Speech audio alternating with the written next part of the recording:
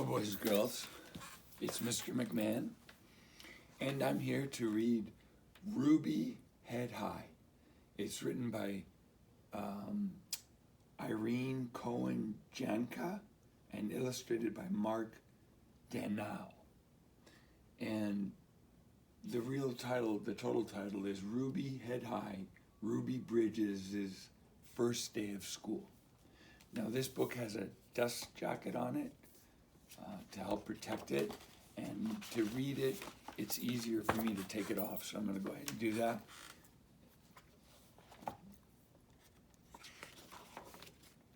Here's our title page,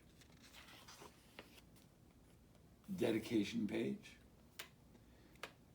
The painting of the little black girl in the white dress was on the easel when we entered the classroom. Our teacher asked us what we thought of it.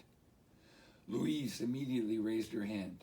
She has rich parents. They are afraid she will be kidnapped, so she is protected by the police. I think she made a mistake and they are looking to take her to prison, Nadia said. Lucine had another idea. She does not want to go to school, so the police are forcing her to go. We all laughed because we knew Lucine hated school and preferred to hang out on the street. The teacher asked for calm. Then she asked me, "What do you think, Nora?" I was sure the adults around her were there to protect her from danger, but I was too shy to say what I thought. I thought about the little girl in the painting all day, and that night I dreamed of her. She told me her story.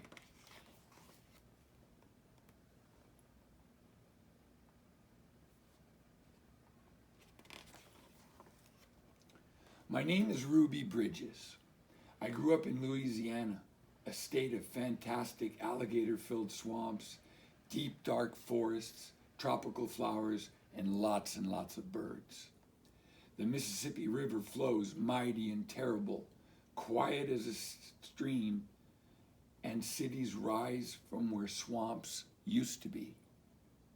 Louisiana is also a state where black people are kept separate from white people. This is called segregation. 1960. It took a lot of time and trouble before things started to change. New laws banned segregation. Still, many whites refused to live with blacks. Only white children were allowed to go to the neighborhood school. My school was far from our house. It was 1960, and I was 6 years old.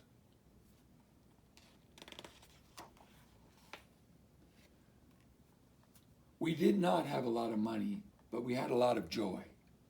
My mom loved to cook rice and catfish, banana pudding, cake, so many good things that scented the whole house. After school, I played knucklebones with my friends, skipped rope, climbed trees. In the summer, a band of us, my brothers and sisters and my many cousins, all went to my grandparents' farm. We didn't have much time to wander or get bored. We had to harvest and can vegetables. In the evenings, we fell into bed exhausted. I was a happy girl, and then everything changed. One day there was a loud knock at the door. People who had been fighting for equal rights told my parents that black children had the right to attend white schools. They just needed to pass an exam. My father shut the door. He did not believe there would ever be equality, but my mother believed in fighting. She convinced my father to let me take the exam. More than 100 children took the test. Only 6 girls passed. I was one of them. At church, we prayed for courage and strength. I did not understand why it took courage and strength to go to a new school. All I know is that I would miss my friends. On the first day of school, I put on my best dress, and my mother carefully braided my hair. 4 police officers waited outside our house. They told us they would take us. A large crowd was gathered outside William Frantz Public School. The din of the sirens and shouts reminded me of Mardi Gras, but this was no carnival.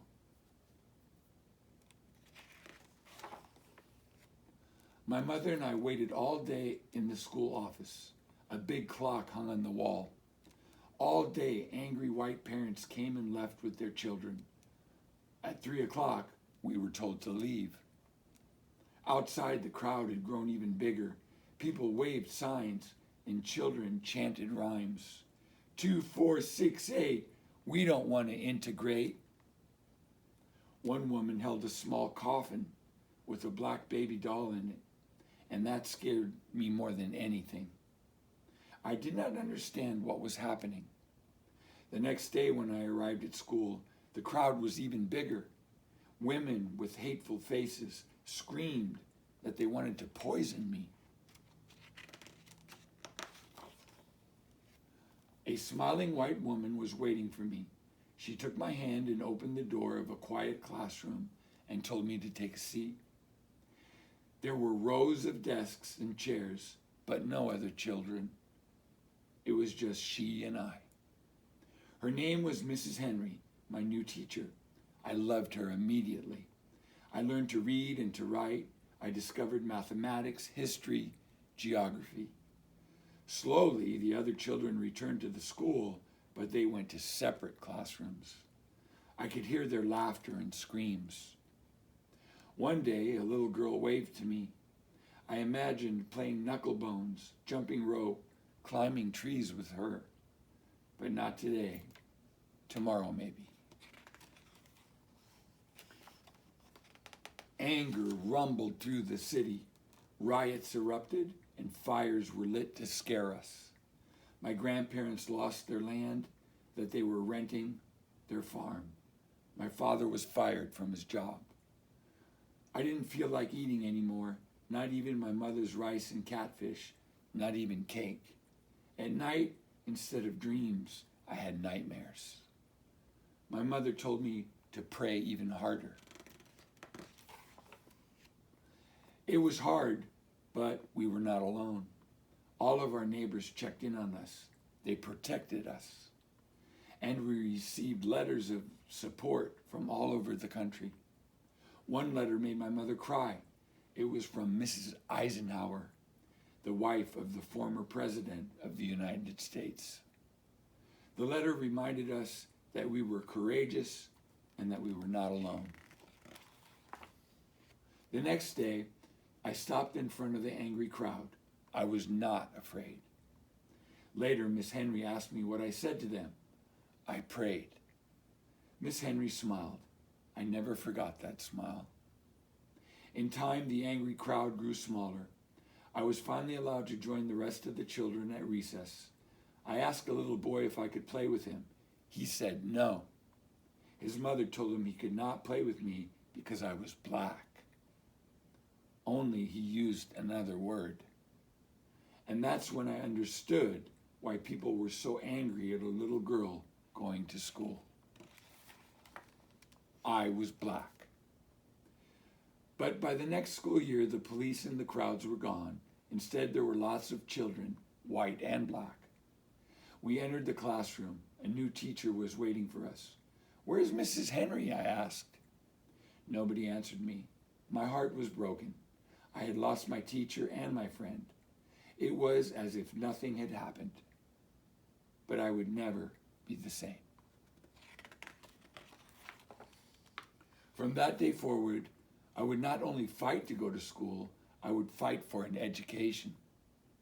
I would fight for all black children to have the same opportunities as white children. I would hold my head high. I am Ruby Bridges. I would never be the same either. That night, I dreamed of Ruby Bridges. I dreamed of the painting my teacher shared at school, a little black girl in a white dress walking to school surrounded by federal marshals and angry protesters, but all alone. Ruby no longer walked alone. I was right by her side, and instead of a sad, gray wall, ugly words, and red stains. We were surrounded by beautiful trees, singing birds, a blue sky. Ruby, head high, and I.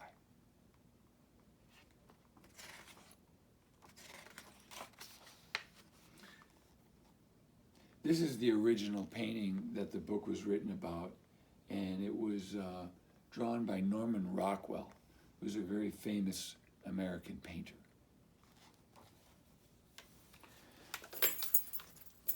Thank you very much for listening to Ruby Head High, Ruby Bridges' first day of school. Thanks again, guys. Have a good day.